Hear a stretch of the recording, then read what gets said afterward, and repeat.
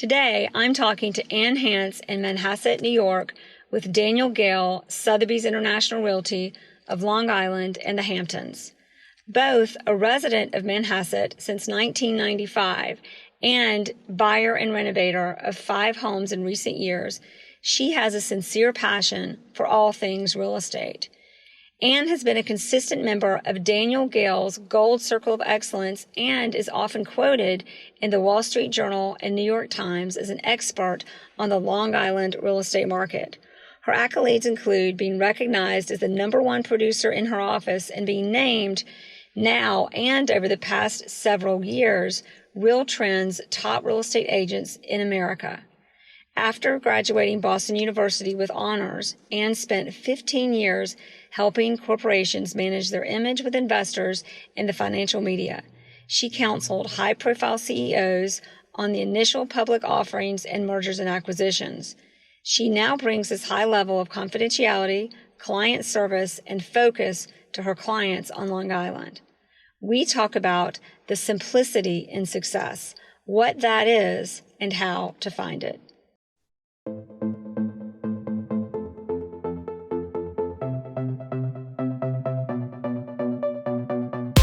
Thanks for listening to the Jerry Metcalf podcast, where top real estate agents tell how they do it. This podcast was created for real estate agents across the country to come together, sharing ideas to take your, their, and our business to the next level. It's the Jerry Metcalf podcast, where top real estate agents tell how they do it. And today on the show with Daniel Gale, Sotheby's International Realty, which is in Long Island of the Hamptons, we have with us Ann Hance, and she is actually in Manhasset. Did I say that right? I am in Manhasset. Hi, Jerry. Hi. Thanks so much for being on the show. I'm happy to see a face. It's really hard working remotely, and I get to see your face, so that's fantastic. It is. And everybody, we're recording this a couple of days before, actually a week before we release. So it'll be interesting to see. This is during the time of the coronavirus, which I haven't talked much about on the show until now, because we really kind of don't know what's happening. We're probably going to do a show on that. Today, we can talk a little bit about that, but it is good to at least have Zoom and this podcast and be able to still connect with one another. Yes, it is. And in New York, things are challenging right now. As we've talked about, and as you know, the governor of New York has eliminated essentially all non-essential business, which does include real estate. So at this moment in time, we are prohibited from hosting open houses, showing clients homes, etc., even going on listing presentations right now. Yeah. That doesn't mean we're not busy. We're busy. And I feel so grateful that while what's happening is horrible for all of us, at least if there's a silver lining, it's happening at a time when we can be connected, when, if this had been a generation before, our parents or our grandparents' generation, we would not have the ability to conduct business remotely. And I think it helps us all to get through the day that we can see one another, we can talk on the phone, we can email, we can text. So it changes the way we have to do business, but it doesn't stop us from doing business. So that's important. I think we're going to learn a lot too from this. We're going to learn a lot of new ways of doing things in real estate and medicine that we didn't before. And we're going to take it to a better place when this is all done. And we all hope it's sooner than later. Yes, 100%, 100%. I think that we will be stronger. Our country will be stronger. I think people in real estate, agents, will become stronger. Those who are focused on their business and what their clients are looking for. At Daniel Gale, we've got a lot of tools, and I'll speak for myself. Now is an opportunity, it's a time to refine those tools, to work a little harder. Show our clients that there are multiple ways to communicate, and there are multiple ways to show a home. And so, it's been very difficult. I'm not suggesting it's not difficult, and I think it's going to be rocky, for some time. But there are lots of ways that we can improve our services and our abilities to help our clients. And it's given us I've found a lot of opportunities to do that. Guys, maybe I'll improve the podcast too, but I'm improving my business with my clients, which that always helps the podcast. So let's get started with you.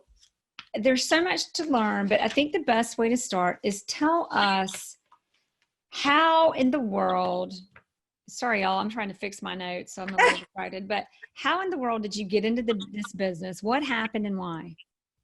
Okay, it's good. I'll try to be brief. Yeah.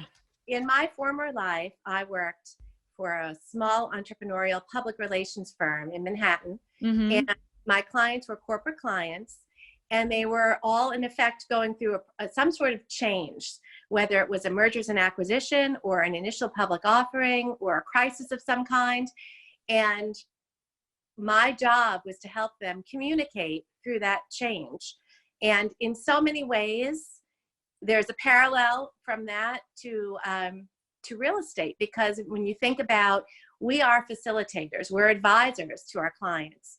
And so we're brought in when they want to make a change, whether it's a larger home, their family's expanding, whether it's a relocation, whether it's, a smaller home, maybe they're downsizing, whatever it is, they're going through a moment of change, and they need to have, our clients need trusted advisors, someone that they like and can trust. And that's where integrity really, really matters.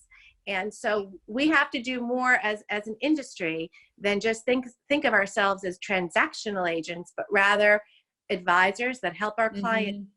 And this may be their biggest purchase, their biggest asset, and it's a time of critical importance and stress, whether it's in a tricky market like the one we're in, even in an appreciating market. We are partners with our clients to make their largest, perhaps, purchase. So that's it's critical. Well, I love what you said too about they've got to like us and they've got to trust us. And you said this off the air. Sometimes I just need to record and not tell you, but I would never do that. And they like people. They like working with people. It's about people and relationships. So we talk a lot about that on this show. I think in our business, there's a little bit of a paradigm and mindset of, or out there. I don't think it's in our business, but I think it's out there pushing for deals. There's almost becomes this perception that our job is to get between a person and a piece of property to pick up a commission, which couldn't be further from the truth, especially people that last in this business and are good and the best and at the top, which is what this show is about. Where did you find, I know we talked going back a little bit to how you got into this business. You were with a PR firm and you really learned there about relationships, and that's where your value is in the trust and likability and your knowledge and expertise.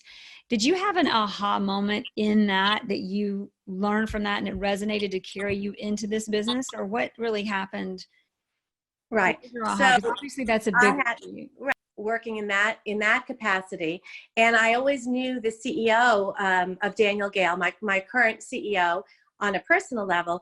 And I was at a crossroads about either continuing in that direction in public relations or doing something new. And, at the time in Manhasset, in my town, there are so many real estate agents, I'm sure where you live too. And I had lunch with a woman who's my CEO, and she said, Ann, 10% of the agents in this industry do 90% of the business. And at first I didn't really believe that 100%, but it turns out to be true. And I think if you are truly dedicated to your client's best interests, then it speaks for itself. And so I was really inspired by the CEO of my firm to give this a try. And now the CEO of Daniel Gale, or the CEO? Yeah, okay. The CEO of Daniel Gale, Deirdre O'Connell. And she's fantastic. If you ever come up to New York, and I can make the introduction. I have to meet her. Yeah. Yeah, she's fantastic. She's very inspirational. And so, but she basically said that, you have to, believe in yourself to try something new and to get into an industry. It's hard, right? Yeah. So you have to believe in yourself. And I think that if you're focused on what your client's needs are, number one, then you will be successful in this industry. I really do. There are times, I have a background and I've owned a lot of homes. I've done renovations. I've built from scratch. there are times that people in my community will have me come into their home and say, Ann, should we renovate or should we move? And I think they're expecting that I'm going to say, oh, you should move, you should move. Yeah. But in fact, I say, no, this home, I'll look at their architectural plans, or I'll just look at the space and say, no, you should actually stay. If you did this and this and this, what's your time horizon? And sometimes they do stay, and then they'll refer me to someone else. Oh, that's a great point. Is I always say, I think a lot of people are like, how am I going to get this person to hire me, or how am I going to get business? And I'm like, first of all, you got to stop focusing on how you're going to get people to hire you, because your job is valuable enough that you don't have to get them to do it. But if you are going to focus on business development, focus on the referrals, because when you go after people, they're afraid of the obligation. It makes you feel gross. And it doesn't translate into what you're talking about being successful because of value. Another thing you said, and this is in an interview that when this releases, it will have released the week before everybody, but it's Brad Webb. You may know Brad at Douglas Elliman. And Brad said, when people hire me, I remind them, you're hiring me not to tell you what to do, but what to not to do. Like, exactly. I'm just going to keep you from doing stupid stuff. So, and sometimes it might be, I'm going to tell you what not to buy. You can decide what to buy, but if you decide to buy something you shouldn't, you're going to hear about it. And I love that. Not to do different stuff. That's a good motto for life. Yeah, exactly. So what was it about? And then I want to kind of go into your success now, but a lot of people, a lot of your success now has so much to do with how you got into the business and that story. So what was it about your PR job that you were just like, not doing this anymore? And, or what was it about real estate that you were really compelled? Was it the challenge? Was it something else? I think it's I've always loved real estate. I've, in my own homes, and I've always loved renovation. I've always loved moving. I've had that bug from when I was very, very young. Yeah. I think to try to, I had coffee with a friend who said to me, oh, don't, Ann, don't, it's too hard. And then the minute I had coffee with her, I went out and got my license. So I think there's something to be said for taking on a challenge, and, it's energizing, right? To get up every day and say, this is not easy. Nothing about it is easy. But I think that relationships, your network, people thinking, that you have personal integrity, that they want to work with someone who will tell them the truth. These are all things that in any industry are really valued. And when you find that people are on their game, no matter the industry, it's because they are honest, they are respected by their peers, they work hard. Work ethic is very, very, it's a 7-day a week. When people say to me, this is an industry in which you can work part-time, absolutely not. Absolutely not. If you want to work part-time, you really cannot do it. You can't. This is a full-time business. So this is all part of being dedicated, and 7 days a week. Yeah, right? I know I keep writing. I'm listening. I'm writing what you're saying, but because this is good stuff, because then I'll rephrase it and I'll sum it all up into little paragraphs for everybody. You were talking about, I've got like 3 different things down here that I'm going to ask you just from things you've said. So we're going to go back to getting into this business. I remember I've told this story once or twice on the show before, when I was going to be an agent, and my grandmother had been an agent for 8 years, and a really good one. And she would be in her 90s now. I mean, she was not born in the time in the day when women were doing crazy land development deals, and that's what she did. Wow. But she looked at me regardless, and she goes, don't do it. Just don't do it. Now, I did it anyway because I had a real job, and it was not for me. And I just thought anything's better than a real job. Turns out I was right for me. But for you, you've got people telling you don't do it. You've got people telling you only 10% of the people that do this are even successful. And when people tell me I love renovations and I love moving, those are usually the people who don't really pull this off. You may not have the answer, but if you could guess, what was the difference between you and everybody else like you that tries to do this business? I think I came into the business with a solid network of people who knew me. I was very active in my community. I think that helps. Mm-hmm. I was very active, not just in the schools. I was active in my church. I was a volunteer. Manhasset is a very, very social town. There was an organization called Newcomers. And before, when I was working in Oh, yeah. I was the president of Newcomers way before thinking about going into real estate. Yeah. And I belonged to a local community sort of association. I was the president of that. So I knew a lot of people. When my first listing, I had my license about a month. And one of my neighbors had said, Ann, can we have lunch? She took me to lunch and said, I'm thinking about moving and I want you to list my house. And I said, no, you don't. I said, absolutely not. No, no, no, no, you don't. And she said, no, no, no, no, no, we do. Oh, And that's awesome. that was, sometimes in life you need someone to have a little faith in you. Yeah. And I think she felt that I would work harder. And I Yeah. think I lost about 8 pounds during that listing. I don't think I ate one bit, but I sat them down and I took very, very seriously. And that's a mistake I think some people in our business make. When it's a friend, when it's a family member, Yeah. you have to go above and beyond.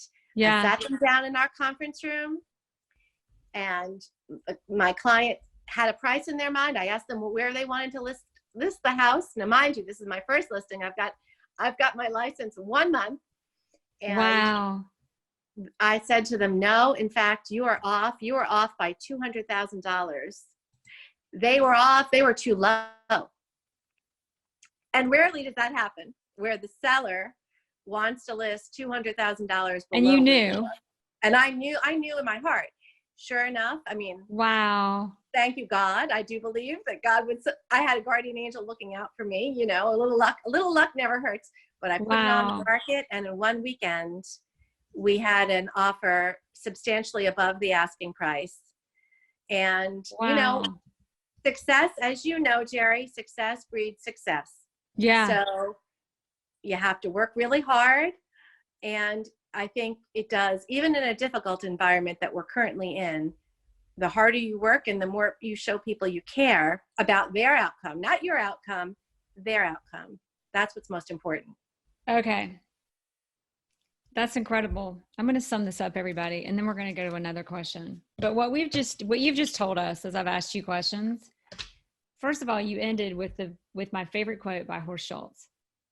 The common denominator of all luxury, of any luxury business is that you care. The common denominator in everything that you've done is that you care. You're authentic, you're genuine, and at the end of the day, you care and you put them before you. You care. Then in there, we bullet pointed out to be successful, you've got to have a really strong work ethic. This isn't a luck game, even though luck always comes into play, but not without these things, not without work ethic, not without, first of all, combinator in all of this is caring. And while you're caring, you've got to have a serious work ethic. You've got to have serious dedication. That's number 2. Number 1, work ethic. Number 2, dedication. Number 3, have a network and be active in it, which my network has become my podcast and my team. And that's another story. But number 1, work ethic. Number 2, dedication. Number 3, network and be active in your network. Number 4, you've got to be organized and you've got to be a leader. And the more experience you have, or the more you take being a leader seriously, the better. And number 5, do not take your clients and your business for granted and respect every little opportunity that you get and every person you work with. Absolutely. So have you number done, 1, Barry, yeah. have you done the Ninja program? I keep hearing about it, but not yet. If you get the Gotta chance, do it. it's a lot of what Sotheby stands for. Yeah. And, while I have to be honest, I have not enacted every part of it. I think some of it, I believe in the principles of Ninja. Yeah. And a lot of it is being grateful every day. Because if you're not grateful, good things Gratitude. come to those who are grateful truly. And even when you're facing a challenge, you have to be grateful for the challenge. What is the mother of all virtues? I don't know the exact quote. I'm going to say the mother or the foundation of all other virtues is gratitude. Yes, I forget the absolutely. exact quote, everybody, but But I think the all other foundation. virtues are born out of gratitude. Maybe that's it, but go ahead. Yeah, I think the foundation of being successful in a business like ours, where we are trusted advisors to our clients, is gratitude. I was so grateful for that first opportunity to list that But you house. told them no. No kidding. But I said to them, it was out no. of, I did not want to disappoint, and I worked and worked and worked and worked to make sure that their outcome would be the one that they were happy with, because it was the first reflection on me.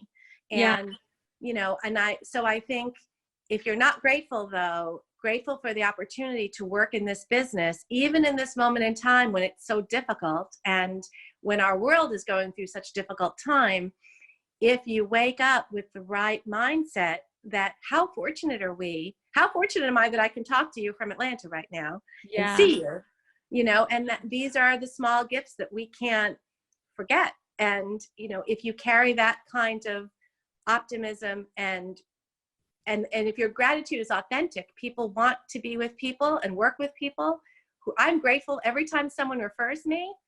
I Yeah. say, my gosh, thank you, because you can't take that stuff for granted. The minute you do, you've lost it. It's so true. It reminds me, I'm sure you know Jack Cotton, and he talks about when he broke into the industry, because of the people who become a little bit, I don't think entitled was the word he used, but took it for granted. That Right. just thought, well, I'm the one. And Right. that's just how it is. And those were the very people that he would win the listing that they thought they were getting. Yes. Kind of interesting about a good lesson for whatever level, beginning and experts making it, whatever it is. Right. I love that. So so tell us a little bit about your business today.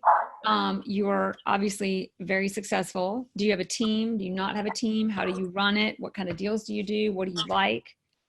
So I'm based in the Manhasset office, which is within Daniel Gale. We are the #1 office in our company, and also Wow. in our town.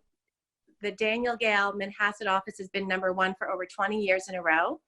So we have a Wow. very strong team within the office. I don't have a team on my own. So I partner with a lot of colleagues in my office on certain transactions. And fortunately, I've got a great team behind me and great management. And we have a brand in our town that's so well known that it really helps to support the efforts that we're making in the community at large. So in getting back to my specific business in my town, our median price is probably about 1.8, but Wow. our inventory ranges from anywhere from 1 million up to, I think our town's highest sale this year was about 7.5 million, which was actually not my sale, unfortunately, but it was in my office, waterfront property, because we do have a part of our town is waterfront. So it's a waterfront property, very large, very beautiful home.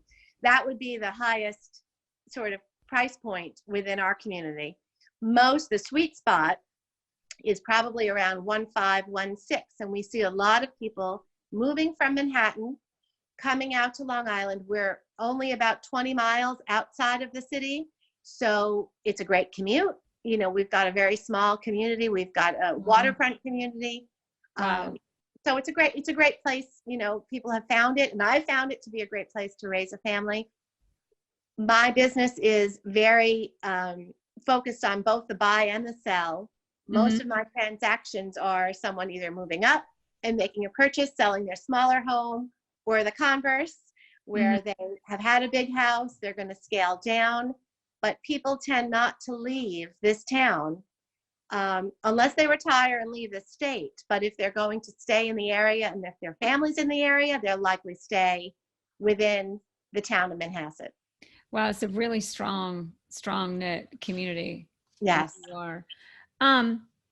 So tell us a little bit about, in doing business, do you have focus? We have a lot of people asking, and teams, no team, how do you structure? How do you do your operations? Are you in a situation where you've got an assistant or somebody at your side running things, or is it your office is running things and you're just selling?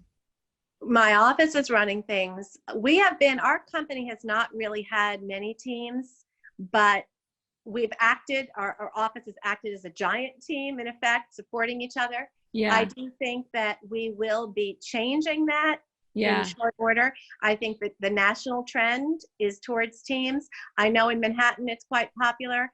On Long Island, it hasn't really been yet. Yeah. But I do believe that's going to be something once our real estate market stabilizes a little bit, which I think is going to happen this year, God willing. Yeah. I think you'll see more teams developing. So we have an admin within the company, within our office.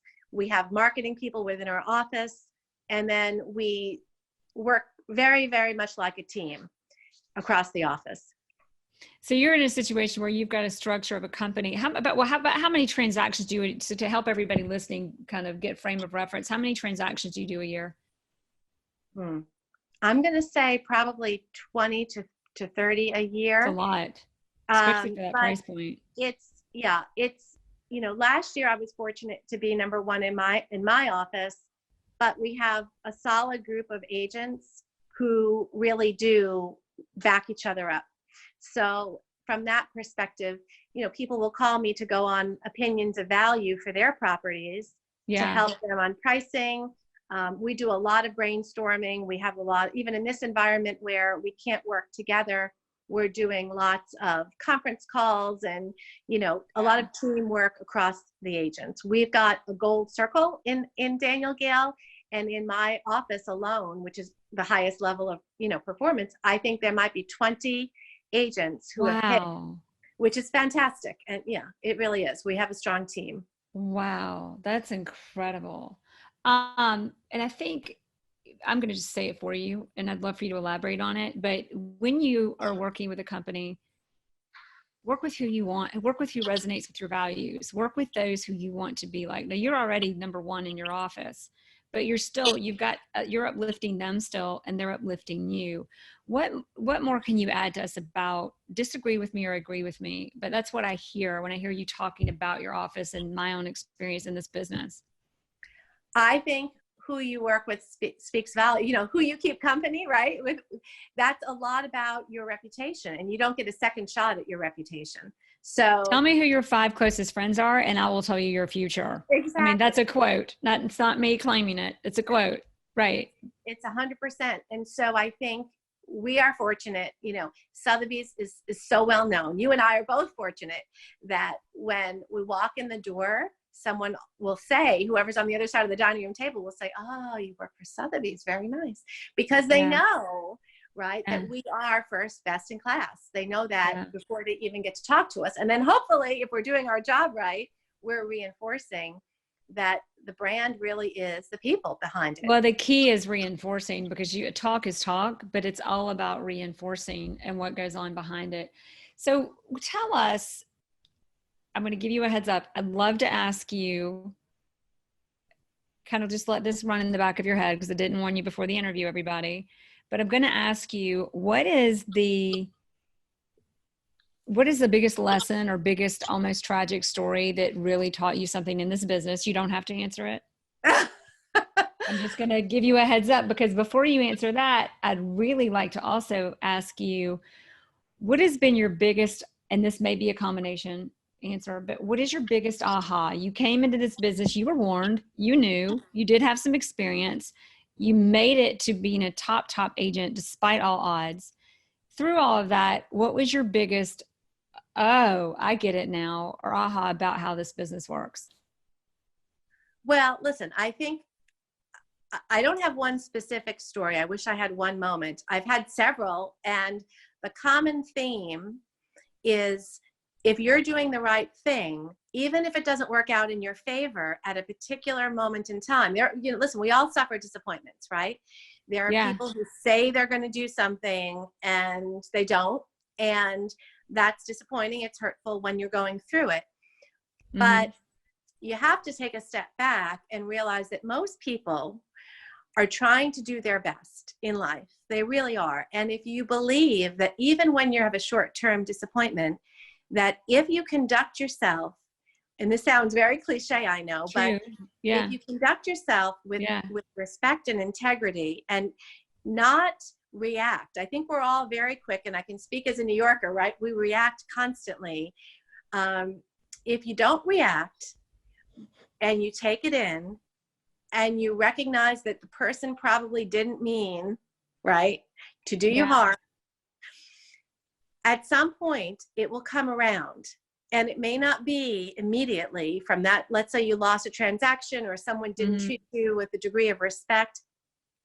You have to always take the high road, because in the end, that person may at some point come back in a different form, and you'll be the beneficiary of taking the high road. And when colleagues in our business, when they don't all, you know, not in my firm particularly, but just out there in the world, when they don't all behave in the manner which you'd like them to, with integrity, they're trying. Maybe they haven't been given the right direction, maybe not the right training, maybe they didn't have a mentor, maybe their situation, sort of like road rage, right? When you're driving and someone cuts you great off, example, and you want to just be like, you have to say to yourself, listen, maybe they're having a much worse day than I am, and don't hold on to that. Probably, right? And if you let it go into the universe and not hang on to it for too long, you're going to go on with your day, with your life, with your business. So I think the ability to get back up from a disappointment and get back in the game and try to think the best of people, I think that's a real key to success in this business. And it sounds like an aha, and it's kind of something we all know, but it's amazing the difference when you live it. Right. Than when you just hear it. And it's a great reminder. I could have used this yesterday, by the way. I did react yesterday. We all do it. I still did the right thing. I'm not perfect. But I did react, and I was like, okay, check, Jerry, check, calm down. But it's good to care. Common denominator of all good business. 100%. It is a sign of caring. So at what point in this business did you come in? I mean, you got your first listing from somebody who told you told not to hire you. Oh, I've said that before. I love your blouse, by the way. I'm totally like sidetracking, but it's so cute. Anyway, I love the print, and it's shiny. Anyway, you should have shown us your outfit first. Everybody who sees I tag Tootsie on the show. Under quarantine right now in New York. So it feels so good to put on a blouse and put on some makeup, because we've all been like yoga pant Lululemon for the past week or so. And I've still got the Lululemon down here. I'm not going to show, but it gets old. But anyway, I don't think I've worn, it's been 2 weeks since I've had on anything other than yoga pants.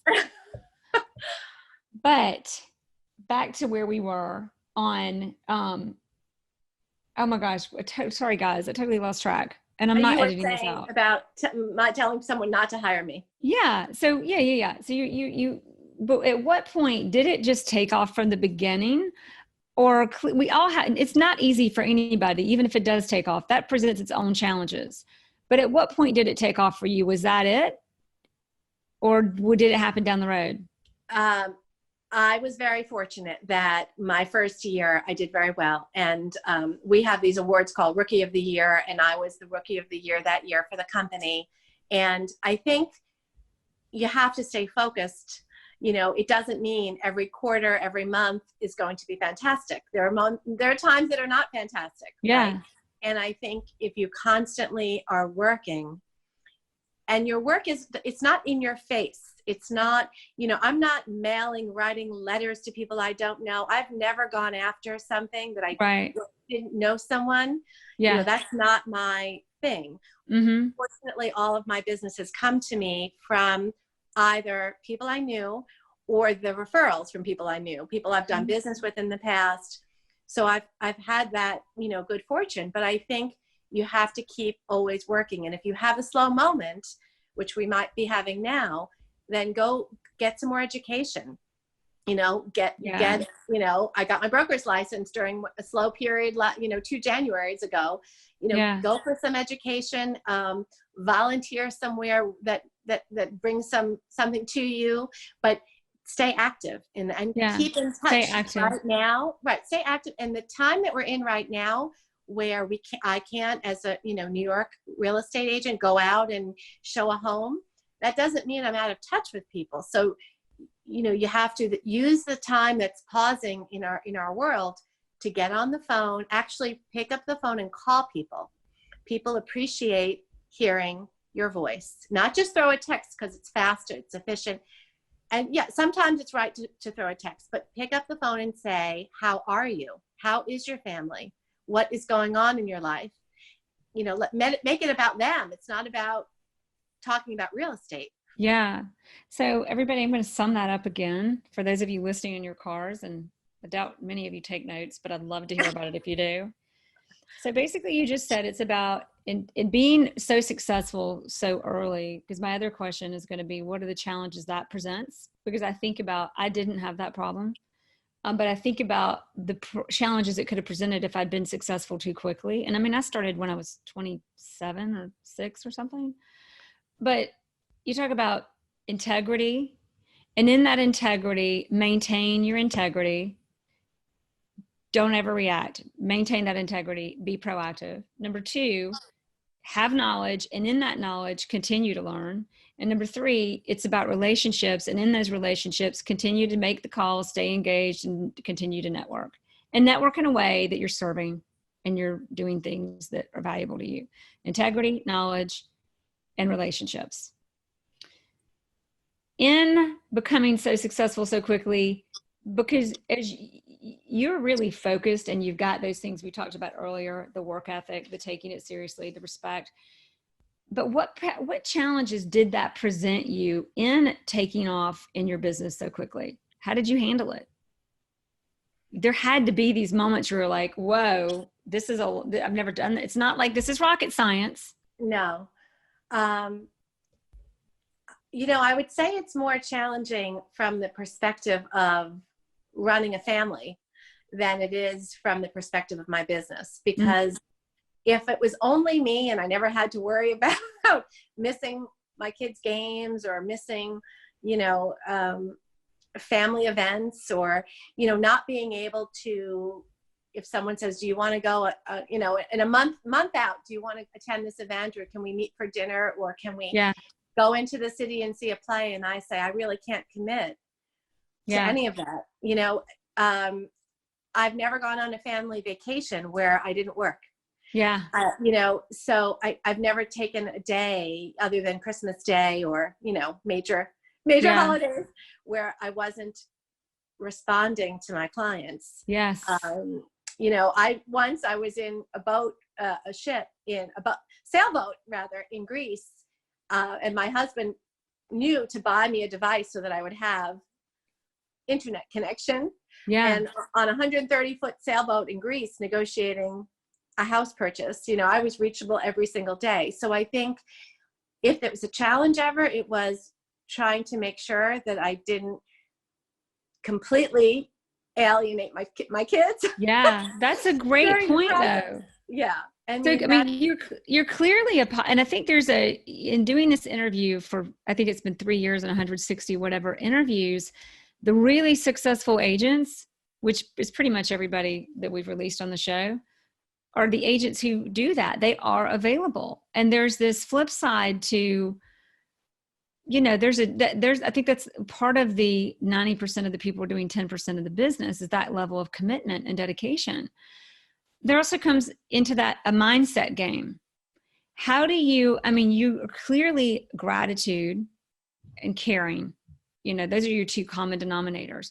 How do you maintain that mindset and how do you remind yourself and check in on the gratitude, the respect, and the caring that you carry throughout your business that keeps you at this level of success and responding to people on a 130-foot lot, whatever, yacht in Greece? Because you know what? This is what I always tell myself, when you're that person, if you put yourself truly in someone else's shoes, housing is fundamental to people's lives, right? So when you're that person and you're going through a relocation, a move, it becomes paramount.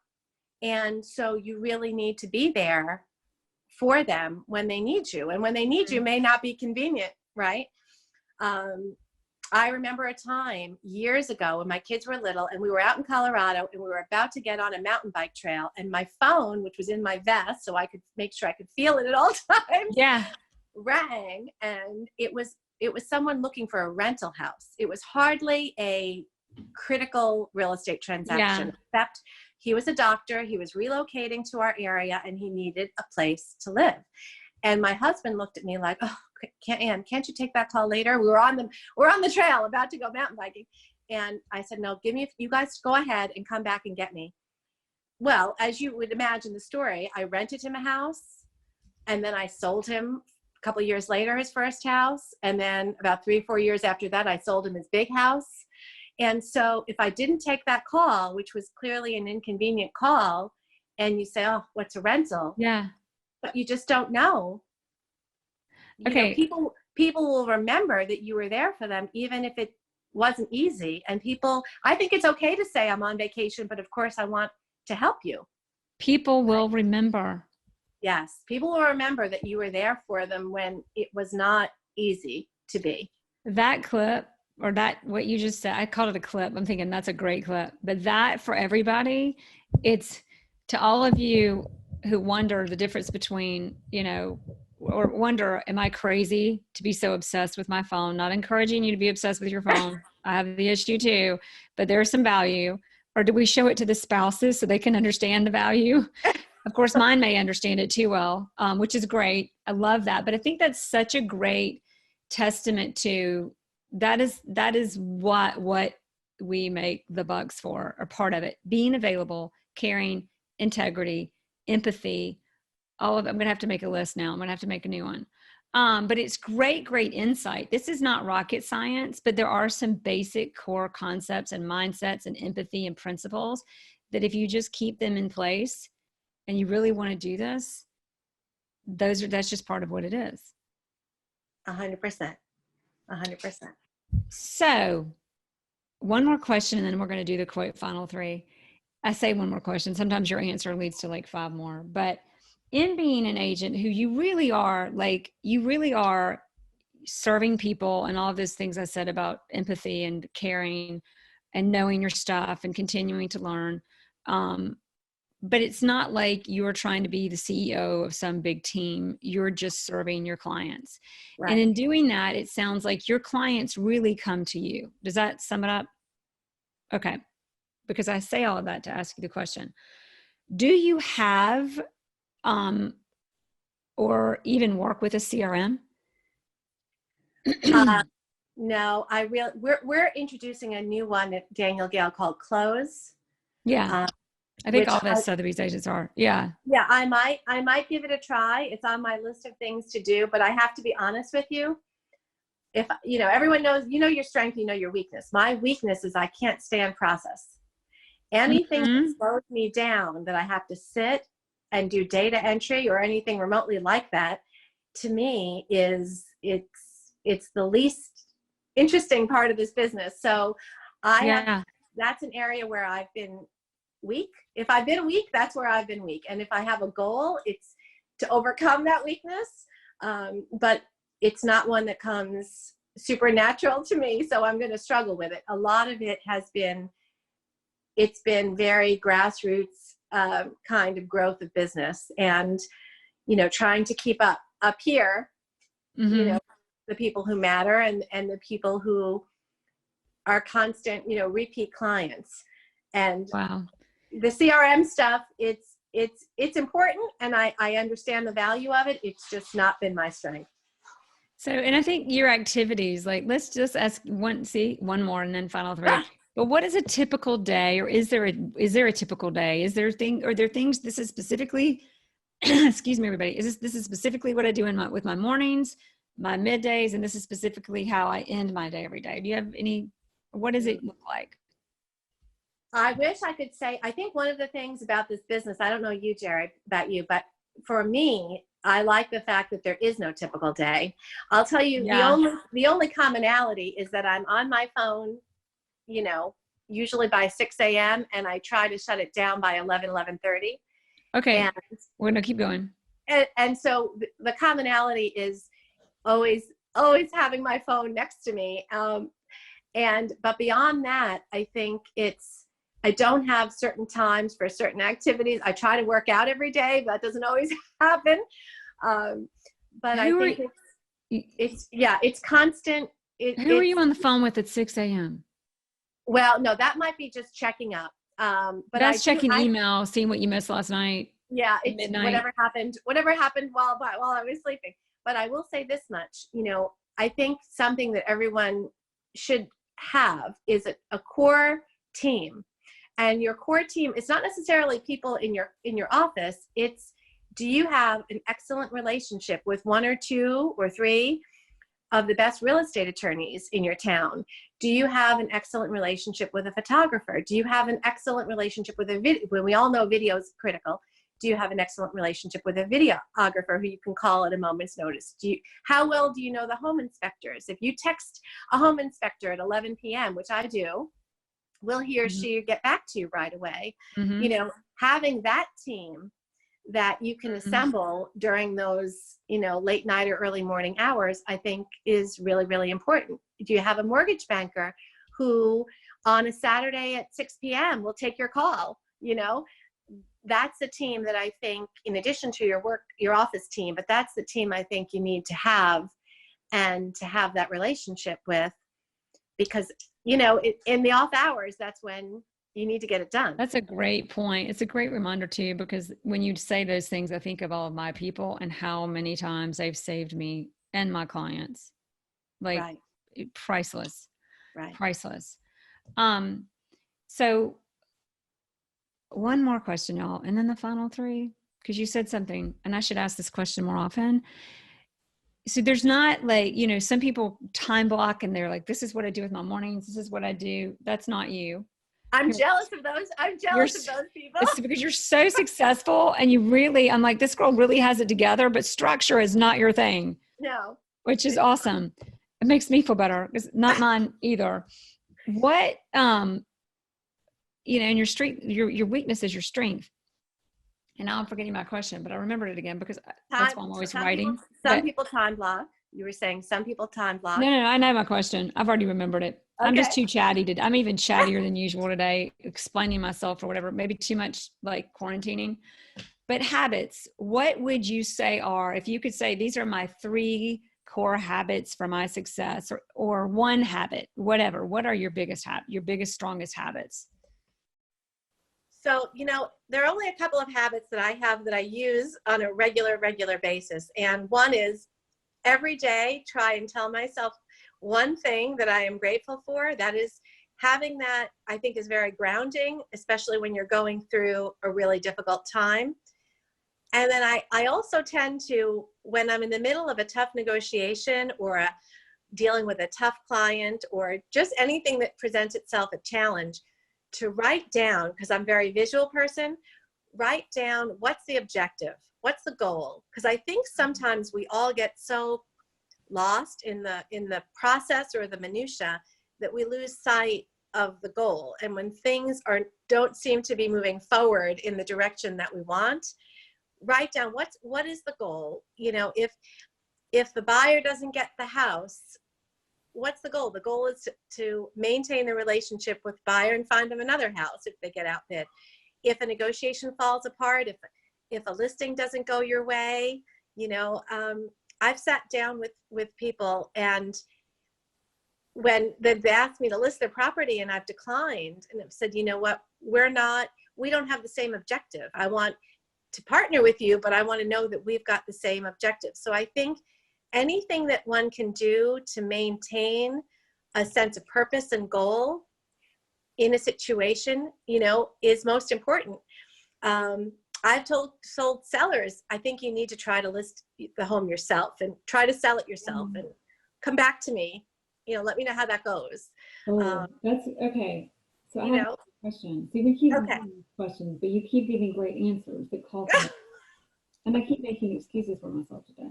But okay, so I almost made a whole interview without quoting Chris Voss, the author of Never Split the Difference. Have you read it?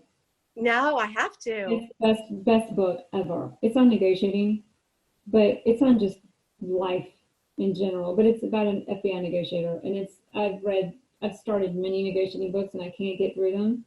I read this one 6, 7, several times. Okay, I'm going to get that book. But one of his questions that he says is, before he has this appendix. I think I wrote the appendix because I can't find it. Because I wrote it for a workshop I did a couple of years ago for agents at Sotheby's. But in there, it gives questions to ask to prepare, like before you meet, think about these. It's all of these things to set your mind and consider the negotiation before you go into it. And one of the questions, and he always says this, is ask the client and yourself, what is the objective here? What is the objective? See, I haven't read the book, but I'm glad you said that, because but you say that and it made me think of that. So of course I had to quote it. But something you said that I'm sure a lot of people love to hear is there are times when you meet with a seller, and there are times when I meet with sellers and I think they don't need, I'm not the right one for them, but I don't always have the best way of communicating that. You apparently do. You communicate well and a lot, and you're not afraid of the truth. You don't hide behind what people don't want to hear. But what is your advice, or what is your thought, when you interview, how do you know that they're not really the right clients? Most agents, and I'm one of them, goes, yeah, but they could be. And how do you do it in a way that you leave them, another Chris Voss quote, but you leave them, no matter what the end result is, you always leave them feeling better about it than how you came, even if they're not necessarily getting what they want or what they thought they wanted. Right. Well, there's a couple of things. First, sometimes clients need to try out. Let's just say we don't have many for sale by owners in our market, but let's say there was one. I've said to people, and I meant it sincerely, perhaps you want to try it on your own. And if you need help, if you need assistance along the way, call me and I'll be happy to give you that assistance. Mm-hmm. And people are shocked when I say that, because it means, as you said, I care. I want the right outcome for them. Whether I'm a part of it, whether I benefit financially from that outcome is secondary. I want the right outcome.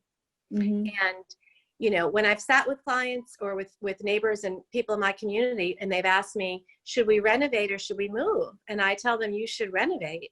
They're shocked because they expect me to be selling them something. Mm-hmm. And when I don't, then all of a sudden they realize that I'm credible, that, what I'm saying because I feel it's true, not because I'm going to benefit financially from that truth. Mm-hmm. So when I sit with a seller and perhaps their goals are really not realistic, I have to say to them, we need to be partners in this transaction. That's most important for a successful outcome. And you have to tell me, when do you intend to, let's say, sell this property? What's your goal? If you're driving the bus, and you're in charge of every piece of it, what's your goal? And depending on what they tell me, if they give me a price that's just not achievable, not attainable, I will tell them, listen, that's probably not going to happen in the current market environment. I'm probably not the right broker for you, because my goal is not to just collect listings. It's to transact, it's to sell. I don't want to just have a big portfolio of homes that I don't think the market will take. So, it's important, I think, to really be honest. If you don't think something's doable, tell them, and they'll respect you for it. They might choose someone else, and then when that doesn't work out, they may call you back. And I found it's amazing how that pays off. Oh, 100%. That integrity and honesty, it's so easy. There've been many times I've said this before where, and you speak to it, but it's like I do things and I'm like, am I nuts? Like, I just turn down a listing, or I just, I could have manipulated that, and I didn't, because at the end of the day, I just had to do what was right.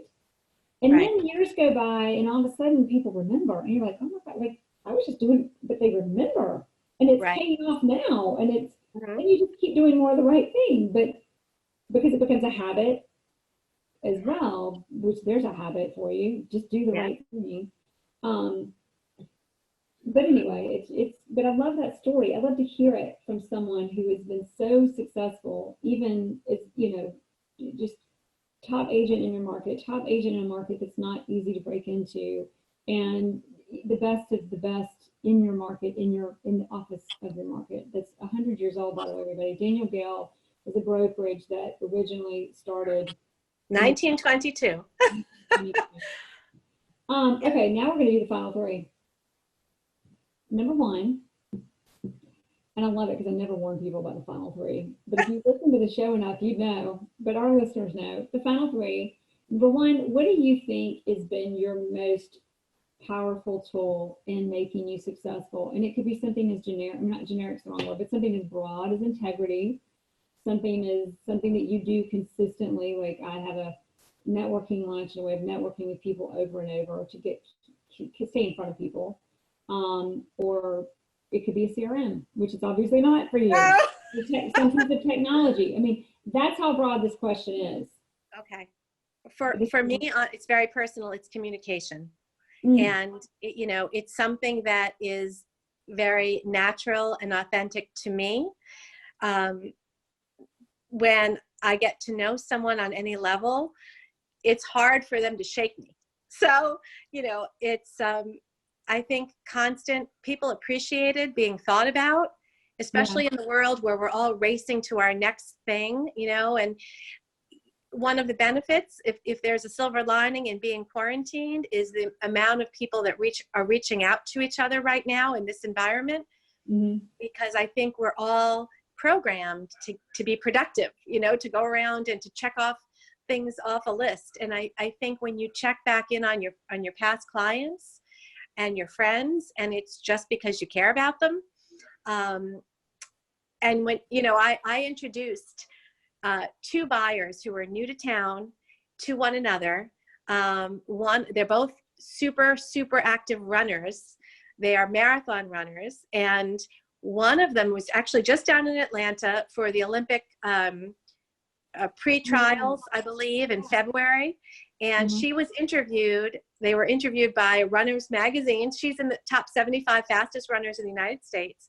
And in that interview, she talked about me because I made the connection to all of her runner friends within Manhasset, And again, it's not that I did anything really special.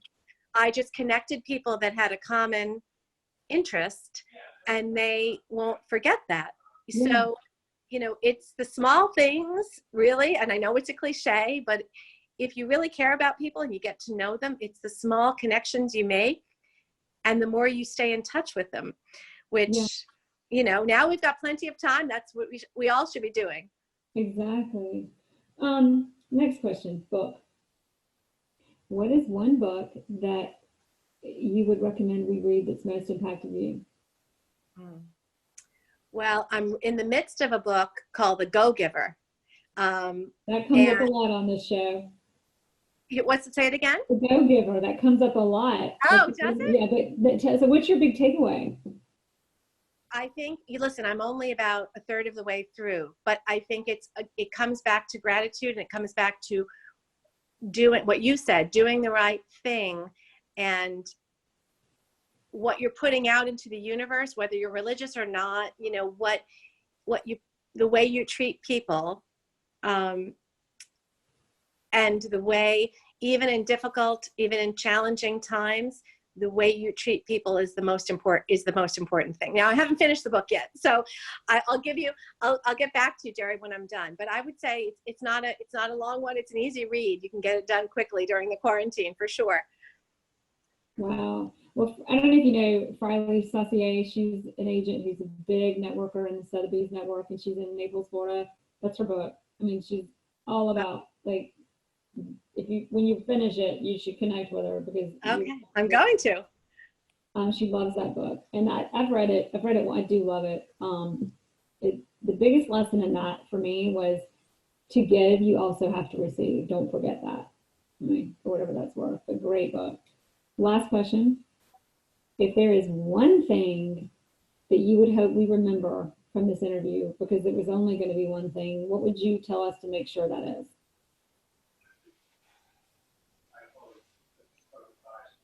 I'm thinking. I think to remain grateful, even when you don't feel in business that there's a reason right in front of you to be grateful. I think if you remain grateful, and even if it's just for the opportunity to be in this business, for the tools that you have, for the company that you keep, I think if you're grateful, the other things will, in time, come. And, you know, patience is tricky, but maintaining an attitude of gratitude is the most important. And especially when we go through what we're going through in the world right now. Wow. Thank you so much. Remain grateful. Great Thanks, interview. Jerry. Bye.